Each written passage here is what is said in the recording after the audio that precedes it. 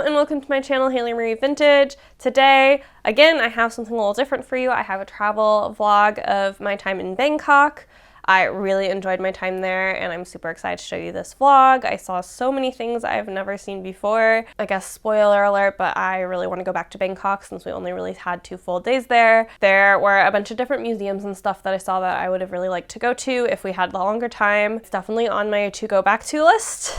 But just a reminder that even though I'm showing prices here, I am not trying to do a weird flex of look at how much money I have to spend. I just think part of travel is the expense, and giving you that transparency might help you make your plans if you're planning to travel to these places. Then of course my footage is a little bit less refined than when it is when I am filming at home where I have control over lighting and a tripod and stuff like that. But with that, let's go ahead and jump into, we're gonna resume where I am landing in Bangkok from Phuket.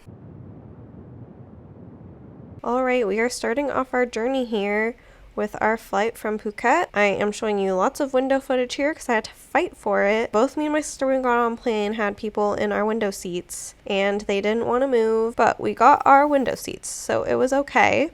And now you have to watch window footage because I fought. I refuse to give up my window seat. I book my seats in advance in the spot I want for a reason. So enjoy this lovely, beautiful view. After a pretty short flight, we are about to land in Bangkok.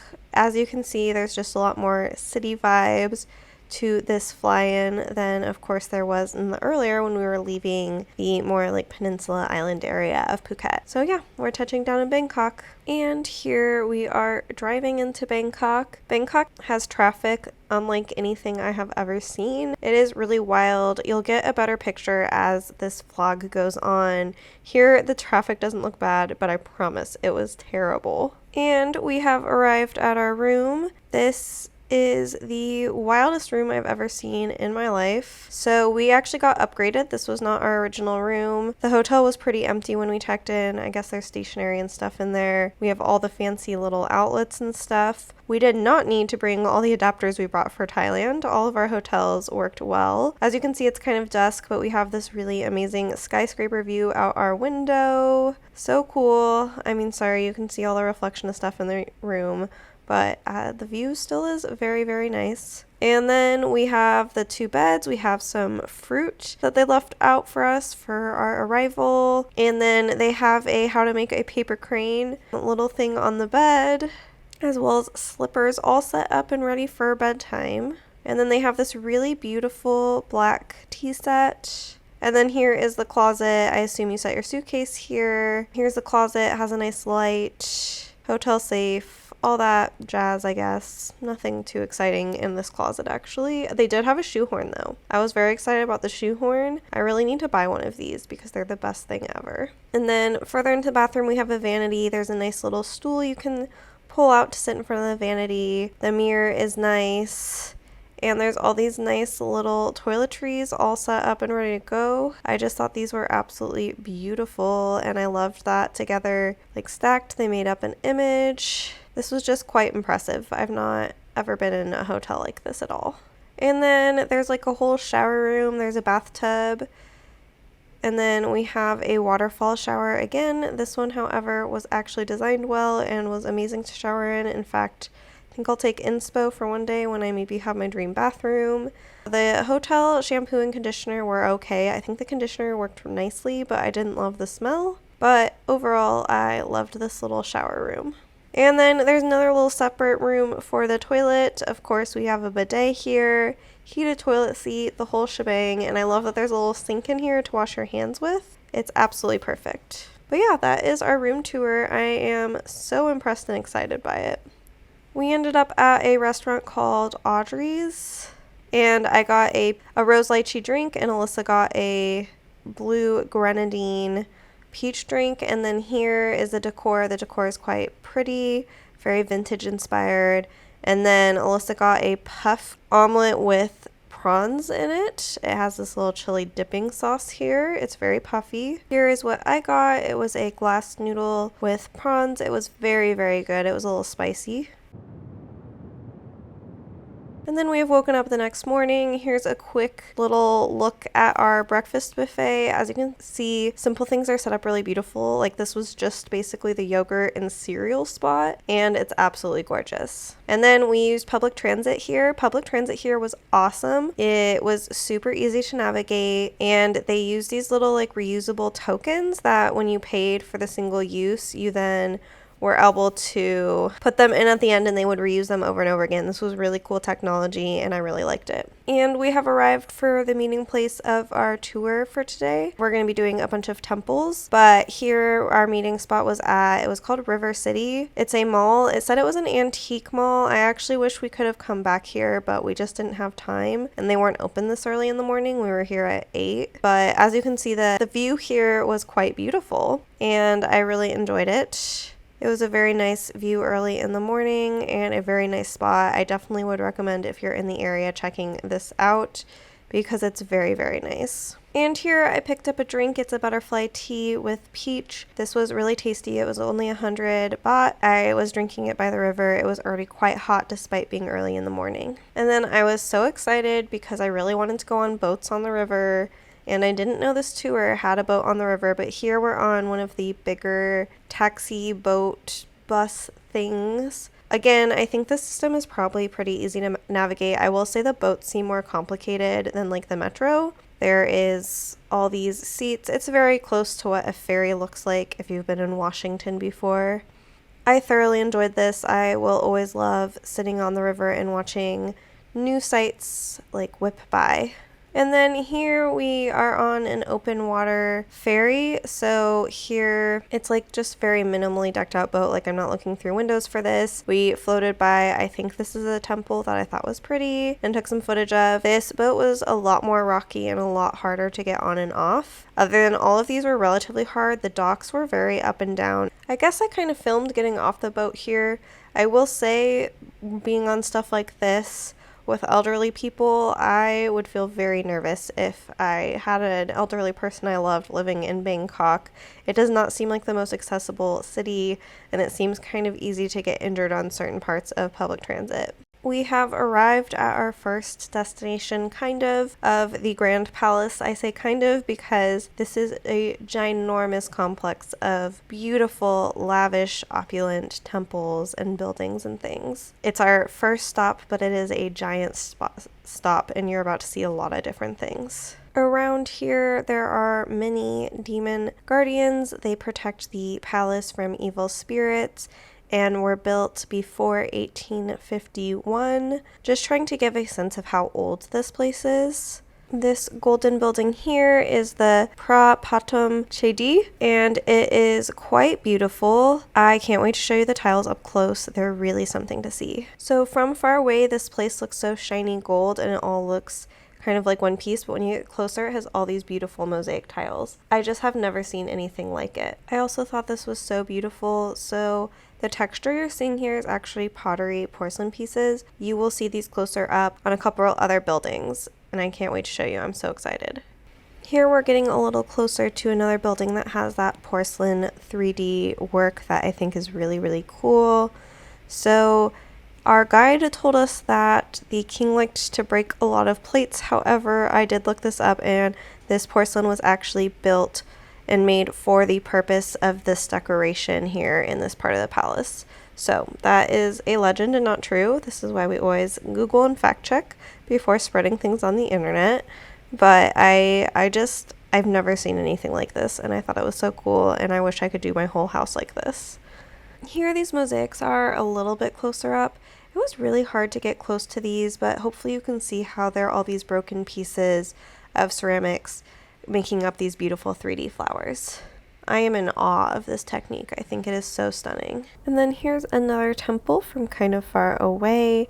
Then I'm able to get closer up to it to show you guys all the tiny detail work that goes into making it this big, beautiful, colorful building. As you can see, there's a lot of mosaic work, a lot of ceramic work, a lot of tile work. Tile ceramics are particularly challenging because it's easy for clay to remember and want to fold and curl. And then of course there's all these other really fine detailing. And here's just another view on the complex. And then here is just statue after statue after statue after statue of guardians. I thought these were so cool and detailed, and of course all the work around them was so detailed. I just have never seen anything like this. These are porcelain tiles that were a gift from China. They are absolutely stunning. I wanted to show them. I love these colors. These are a very me palette, to no one's surprise, and I just thought they were beautiful. And here are a bunch of bonsai that were out on the terrace.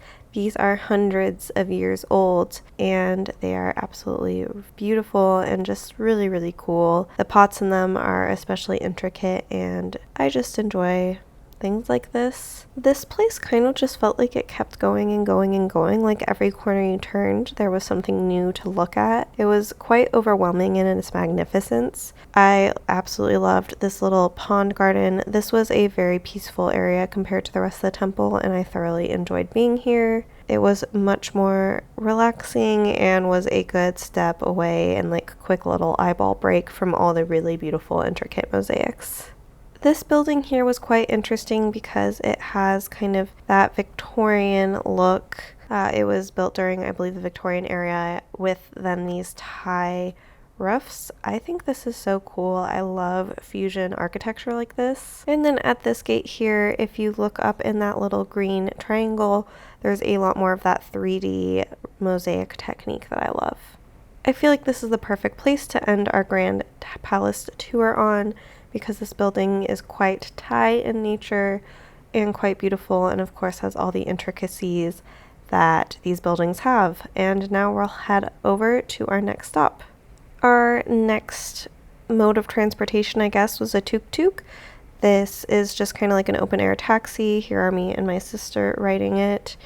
It was actually nicer than I thought. I thought this would be not very enjoyable because of the lack of AC, but the breeze felt really nice, and I definitely had fun riding in it. However, I did bruise my knee and bonk my head getting out of it, but that is on me and nobody else. And here at Wat Pho, we started our tour with the reclining Buddha. This Buddha was so big. I feel like video just doesn't necessarily do it justice, but if you look down this long hall, all the way at the end is where the Buddha's feet are. So this was quite wild. I have, again, never seen anything like this.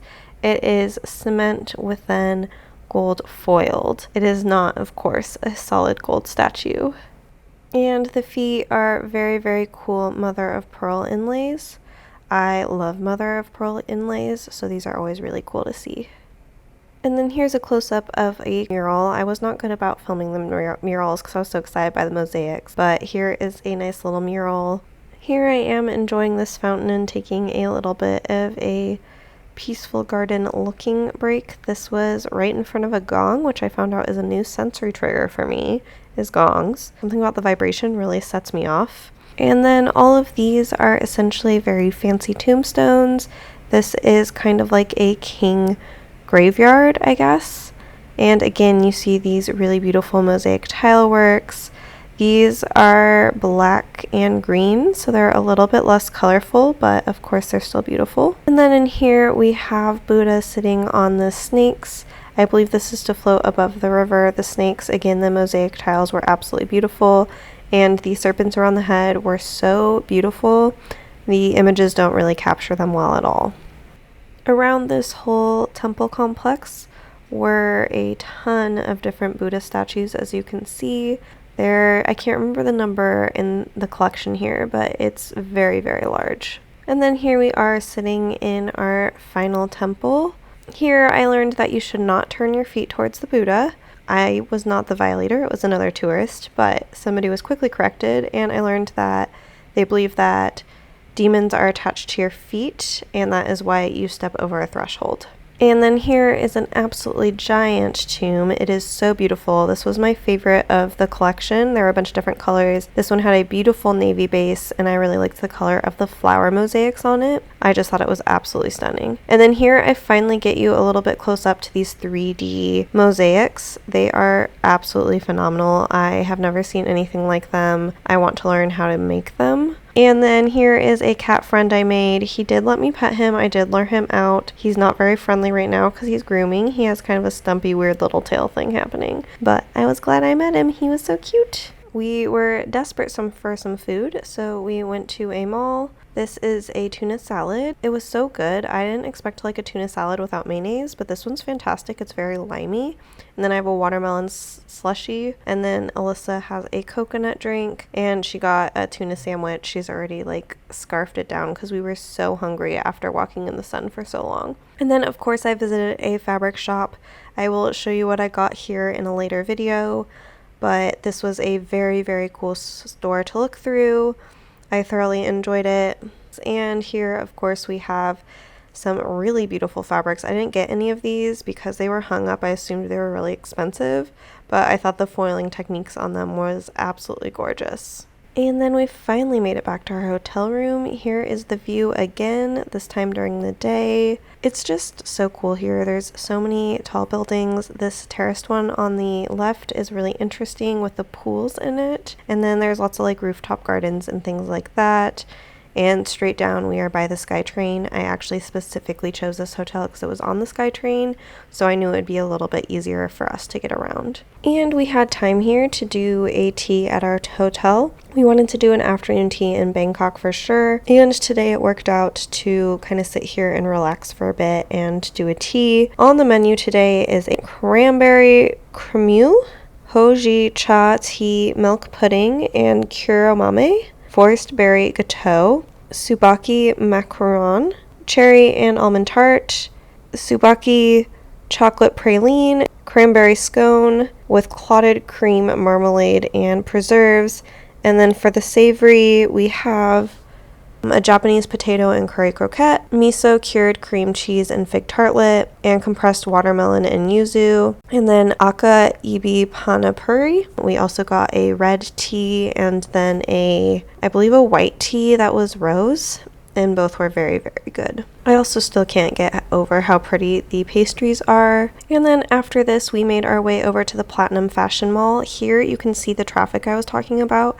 It is pretty much gridlocked here, and we managed to avoid this by taking trains and subways. To avoid this, I think if you take a bus, you're still pretty stuck in this, but I'm not 100% sure. You can just kind of see how like the scooters go around and kind of make their own rules. This bus is trying to make a turn out and blocking all this traffic. I will say though, despite its traffic, Bangkok definitely impressed me in both its public transit, and then it had all these above like the street pedestrian walkways, so you didn't have to cross these really, really scary intersections. The walk to this mall was so easy because of this. I just absolutely love pedestrian walkways like this because they're so safe. And in America, we just don't treat pedestrian safety with a lot of thought. And so seeing something like this was really, really cool to me. And we made it to the mall, but we were quite ready for a quick, refreshing beverage. So we got these drinks. Alyssa got a strawberry and mint drink, and I got lemon yuzu. And we chose a dark corner because we were very overstimulated from this mall. And then for dinner, we just kind of needed a snack, so we went with sushi because it's pretty protein dense. No idea what's in these types of sushis, but they were all delicious. And we were pretty much at the mall while it was closing. We had shopped around a little bit before we ate as well, but I hadn't filmed. There's just all these like separate booths with all this stuff. Like all the closed booths were open when we got here.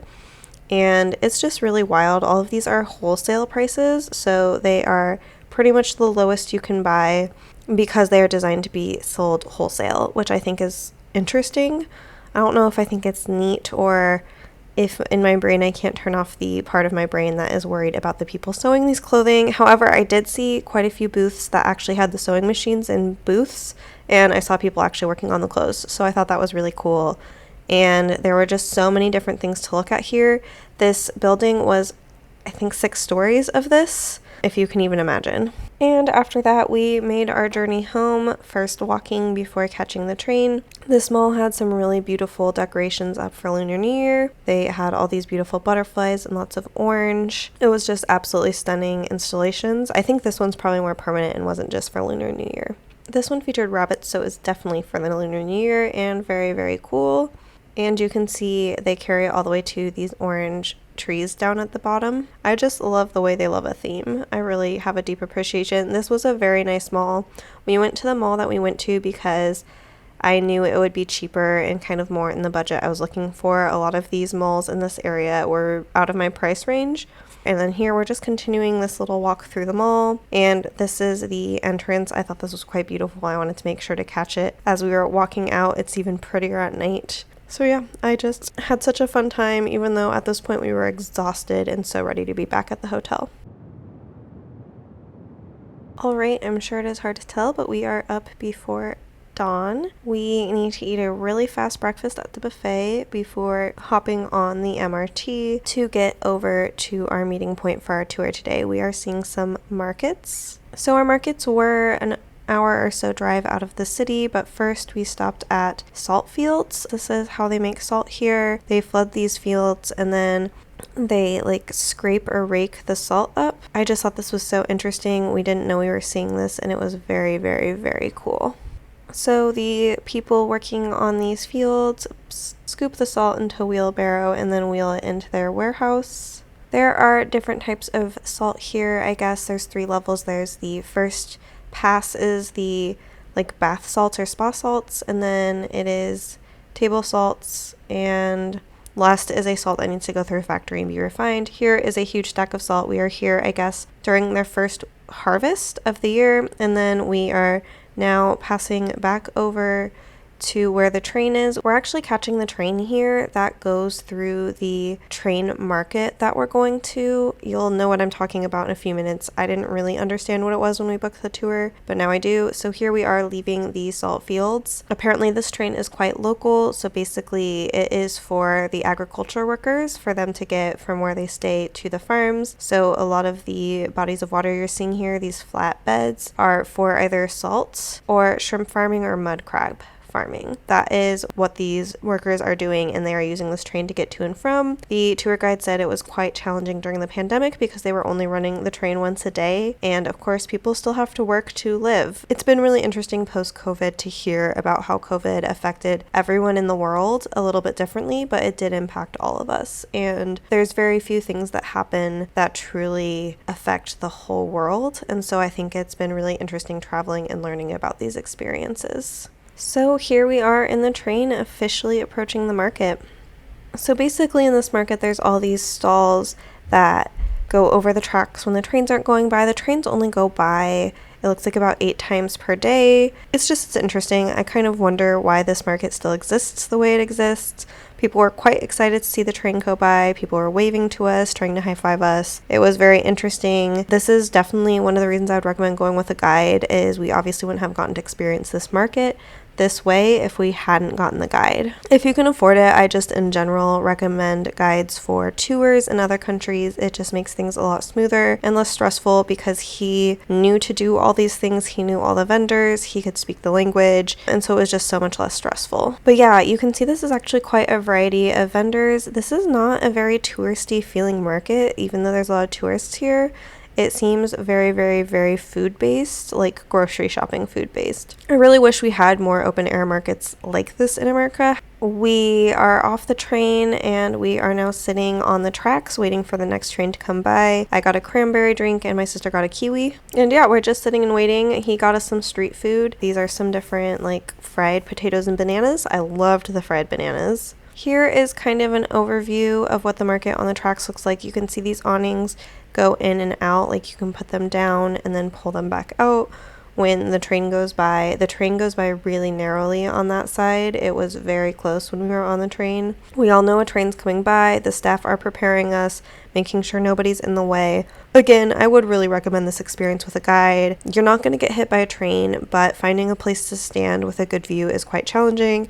And because of our tour being guided and our tour guide speaking the language and knowing these people, he had it basically already arranged for where we were going to stand, and we had a really good seat. So if you see us holding these drinks, I was handed a drink to give the driver as he went by, which I thought was quite wild. And you can see the train here is coming, so a lot of the vendors have pushed back their goods from where they would get hit by the train. This just is really, I've never experienced anything like this. I will probably never ever experience anything like this again. But the train is moving really slow. I want to emphasize that. Like, nobody is going to get hit by this train. The conductors are super paying attention. This wasn't as dangerous as I think I thought it was. I think I thought about like trains whizzing by. And that is not what this was. This was a very, very, very slow approach, as you see right here. And they are slow approaching to take the drink. I guess the drivers just know to look for them. This was really wild. And the train is like passing maybe a foot away from my face because I'm in the back row. Yeah, absolutely wild.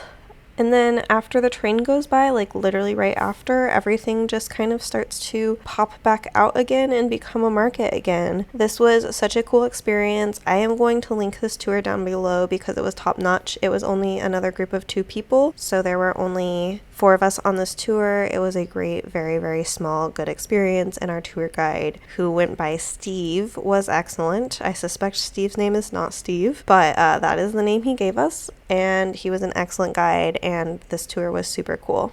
The tour hasn't ended yet though, so here we are still walking along the tracks where all the produce is, and then I am going to warn you, if you don't want to see meat, I'm going to give you a timestamp here of where there will no longer be essentially dead meat around, because we are about to enter like the main part of the meat market. So here is a pork stand. He talked about how they use every part of the animal. I was very good at guessing what the most expensive part of the animal is. We can call that my refined taste. While viewing this market, I couldn't help but wonder if I was more, I don't know how to say it, but like attached to my meat, if it would change my meat consumption. I don't eat that much meat, but definitely seeing it all laid out in a market like this makes me kind of uncomfortable. And I think there is something about how Americans in particular are so removed from how meat, I guess, is made or exists, and I think there's something to be said for seeing markets like this and kind of thinking about your own consumption of meat. In the seafood section, I felt very well and at home, I guess,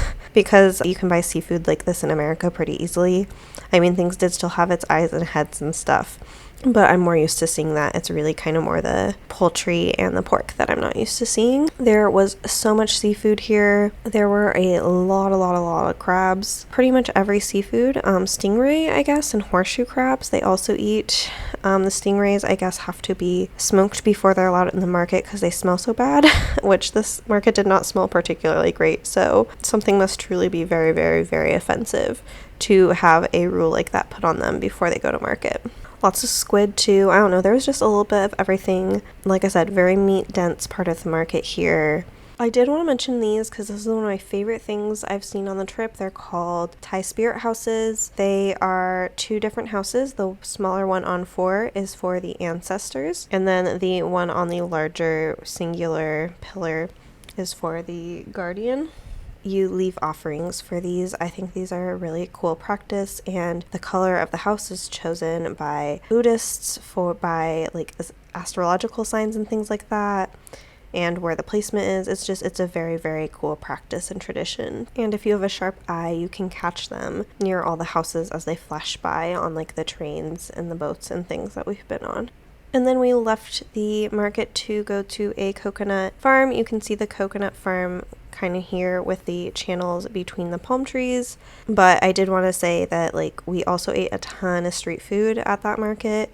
I didn't record it all because I was enjoying the experience and taking it in, so you didn't get to see all the street food we ate. Again, I highly recommend this tour if you're ever in Bangkok. And here we have arrived at the Damnoen Saduak Floating Market. This is mainly a tourist market now. It is less quote-unquote authentic, But it was what was on the tour, and also I always kind of, if you know, a tourist trap is a tourist trap, there's nothing wrong with that. We did a 45-minute boat tour. I really enjoyed most the exploring of kind of the more residential parts where it wasn't necessarily the actual market, mainly just because the market was crowded and a little bit sensory overwhelming, but I could just really enjoy the breeze in my hair. And I love looking at residences wherever I am traveling. I think residencies just tell a story and provide an authenticity of where you're traveling that you can't get obviously at the like tourist sites. So I enjoyed, as always, seeing lots of laundry out. I enjoyed all the colors, the creative ways of gardening, of course the Thai spirit houses. I really enjoyed this part a ton. It was just beautiful, so much color, so fun. I love how much color there is in Thailand. I think that's one of my favorite things about so far Thailand is Thailand has been the most colorful place I've ever traveled. And I think that is something that is unique outside of like Western society. Western society to me feels very gray or like just less colorful. And definitely the Thai people have a love of color that I can really appreciate as somebody who also really loves color. And here we have entered the market. There are two types of boats here.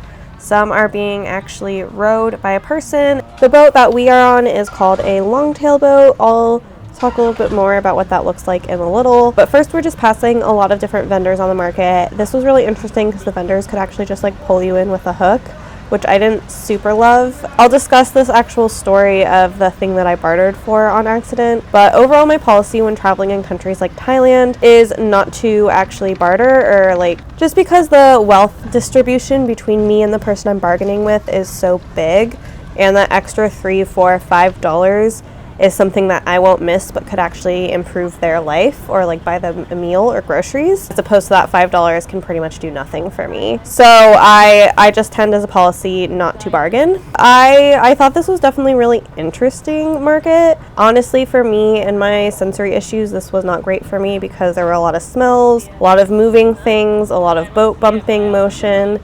It was kind of a lot for my like nerves in general, which is why I preferred when we were out on the residential area. However, of course, this was really cool and I'm really happy I got to experience it. Longtail boats, I'm hoping you can see this here, but this boat here, you can see kind of that propeller on the end of a motor, and the motor like is kind of in. Honestly, these like remind me of leaf blowers with a propeller at the end. There's another one here, and they just like kind of whip these back and forth to get the boats to go in the direction they want. I just thought these systems were fascinating, and you could tell the engine was just there. It was just really interesting to see how these moved, and like obviously these boat people are very good at maneuvering them, what looks like a very tricky boat to maneuver, and it seems like these longtail boats seem like a lot to learn how to handle. And we are back on the open water. I am much happier here. Again, going by lots of residence areas, and everything is again pretty and just kind of more my speed.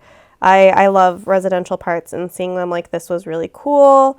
Got to see some dogs. No cats. We did see another monitor lizard though. That was a really big one. Not quite, I think the like 6.5 foot long one, but it was probably at least 4 to 5 feet long, which was pretty big. And here you get a good, going by a bigger boat. This was the biggest boat we saw in the canal by far. But yeah, this was absolutely beautiful, and it definitely cooled us down on a really hot day. After this, we quickly ate at the market. I had pad thai. I hadn't had pad thai yet, and I thought this would be a good time to try it. I just did chicken. And then after that, we started our commute home. This was quite a long ride. Here you can see we're still out of the city, so we're moving, but eventually we do get stuck in the classic Thai traffic jam. As always, I just really enjoy driving into cities. I like, specifically in Bangkok, the variety of things. It was funny because I was listening to a podcast where people were kind of complaining about how the buildings next to each other don't match. And that's actually one of my favorite things about really old cities, is how you can have these like old buildings or these ruins next to these really big skyscrapers, because I think it really shows like the growing and the history and just the life of a city. Cities aren't just built neatly all from the same decade, and I think oftentimes American cities are a little bit more homogenous in their architecture. So I just really enjoyed the diversity of architecture in Bangkok, especially driving around on the highways like this. And after that hot day, we got drinks at the 7-Eleven. I got, I think, just a lychee, citrusy, refreshing drink. It wasn't that sweet. And of course, here is the view out our room. I just couldn't get over this view. I've never stayed out in a place with a view like this, so I was just enjoying that. And after a hot day, we decided to hit the pool. Our pool is very cool, as you can see as I'm panning up here. It is an infinity pool that is 25 floors up and hangs off the side of the building. It's quite wild, actually. I guess I couldn't think about it while I was actually in the pool, but this was the view. It was very lovely. We made it. It's really cold in this pool. We're not gonna last long. It's really cold.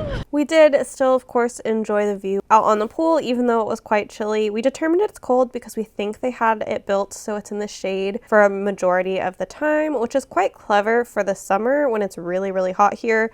However, since we were here in the winter, it was too cold for us. We ate dinner in our hotel. They brought us some chips with a spicy dip, and then we ordered some egg rolls for an appetizer. And then my sister ordered coconut soup. And with it being our last night in Bangkok, I wanted to make sure to order some tom yum, which is a Thai soup that I hadn't tried yet. And then of course we got our fun drinks with a passion fruit and a watermelon based drink. And we ended the night with some mango sticky rice. This was done quite fancily compared to the other mango sticky rice we had. And then it is the next morning. It is time for us to leave Thailand and head on to Seoul. And so here is our flight about to take off. It has been so fun to be in Thailand, and I can't wait to hopefully make it back. And we are going to hop over into the wrap up for this leg of the trip. All right, you have seen all the footage. Like I said, I absolutely loved my time in Bangkok, and would really like to revisit some of the things that we didn't go to that I think I would have. Honestly, maybe if I was traveling alone. I also know that my younger sister is not as much of a museum person, but also if we had more time, is they had a textile museum that looked really interesting at the palace, and we also drove by a labor museum that I thought looked really interesting. Always curious, I guess, about labor in other countries and their labor movements and stuff like that. Definitely traveling in Thailand, and especially in the temples and the Grand Palace, made me realize how much I don't know about, I would say honestly, all of Asian history, but specifically Southeast Asian history. So definitely that's kind of on my list to learn more of. If you have any book recommendations or podcasts, I would love to hear them. I think that's one of the coolest parts of travel, is it definitely inspires you to learn some new things. I really enjoyed Bangkok for a bunch of different reasons. I love a big city. I love the public transit. I loved the people we met were really warm and amazing. And honestly, like, it was so cheap. Staying in that ritzy of a hotel is usually not in my budget. It was cheap enough in Bangkok when being split between two people. And then a lot of the meals we had were way fancier than anything I would do in travel. I'm actually usually, it's like, you can't tell from this and my Phuket video, but I'm actually usually a budget traveler. So like, I usually don't spend on my hotels. Like, I try to stay in whatever like the cheapest, I guess, like chain is, because I don't spend very much time in my hotel room. But both these places we spent more time in our hotels rooms because they were so fancy. So if you are traveling on more of a budget, highly recommend Thailand. If I went back, I think I would go to Bangkok, and then, this is not in Thailand, but I think I'll go to Cambodia as well, and maybe Vietnam. I definitely grew a newfound curiosity on this trip. I also feel this way, I'll talk about this after Seoul, but like, I just feel like honestly it was so much smoother traveling in Asia than it has been when I've traveled in Europe. Like, I just don't feel like it was as much of a hassle. I will say, like, part of it was nice to not see other Americans. We did not, so we had Americans on one of our tours with us, But otherwise, there weren't very many Americans in Bangkok at the time we were there. I didn't even really hear people speaking English with American accents. So that was really interesting. I definitely feel like when I'm in Europe, there's Americans everywhere. There were a lot of Germans. The hotel we stayed in, I don't think we saw any other Americans at the hotel we stayed in. I think probably because it's a Japanese-based hotel. But all these things are just like interesting things, I guess, that I observed from traveling in a place I've never traveled before. So that's kind of some miscellaneous thoughts just popping out of my brain. Also, I guess like Thailand I found very easy to travel to as somebody who didn't speak the language. Even like buying fabric and stuff like that was pretty easy. And the people were definitely willing to work with you around the language barrier. There was never like really like an awkward moment, I guess, because of the language barrier. So I also think I would recommend Thailand as like a pretty good, fairly beginner traveler, just because I do feel like people were overall really friendly and I felt like they had a fairly decent amount of English speakers. I hope you enjoyed this video. On Friday, I will show you all the things I brought back from Thailand, and definitely if you enjoyed this video, comment down below, like it, hit that subscribe button and stick around. I would love to have you, and I will see you next time. Bye.